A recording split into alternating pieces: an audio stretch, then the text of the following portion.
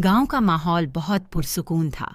हर तरफ हरियाली, छोटे छोटे कच्चे घर और बीच में एक पुरानी मगर बहुत खूबसूरत मस्जिद।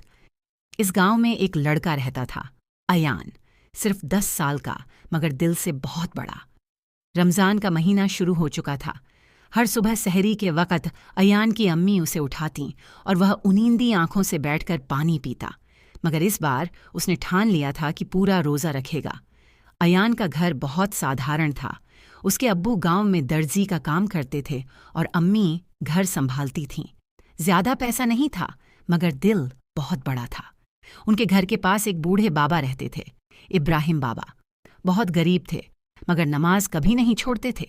अयान ने पहला रोज़ा रखा। दोपहर होते होते उसे बहुत भूख लगने लगी, मगर उसने हिम्मत नहीं हारी। मगर जब बाजार से गर्म गर्म समोसे और पकौड़ों की खुशबू आई तो उसका सब्र टूटने लगा। तभी उसने देखा, इब्राहिम बाबा एक टूटी हुई चारपाई पर बैठे हैं और उनके पास कुछ भी खाने को नहीं। उनके कपड़े भी फटे हुए थे। अयान का दिल पिघल गया। उसने सोचा, अगर मुझे इतनी भूख लगी है तो बाबा को भी लगी होगी, मगर उनके पास कुछ भी नहीं है। शाम को जब अयान की अम्मी ने प्लेट में समोसे, खजूर और शरबत रखा तो उसने चुपके से कुछ खाने का सामान उठाया और बाबा के घर चला गया। बाबा, ये लीजिए, आज मेरा पहला रोज़ा था और मैंने सोचा कि आपको भी इफ्तार कराना चाहिए। अयान ने मुस्कुराते हुए कहा। इब्राहिम बाबा की आंखें नम हो गईं।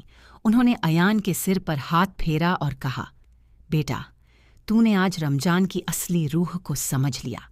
रोज़ा सिर्फ भूखा रहने का नाम नहीं, बल्कि दूसरों की तकलीफ को महसूस करने और मदद करने का नाम है। अयान की आंखों में एक अलग ही चमक थी।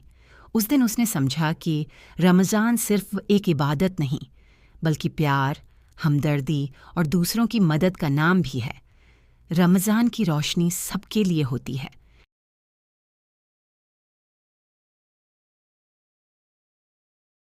लोग मेरे वीडियो देखते हैं लेकिन ना लाइक करते हैं और ना सब्सक्राइब।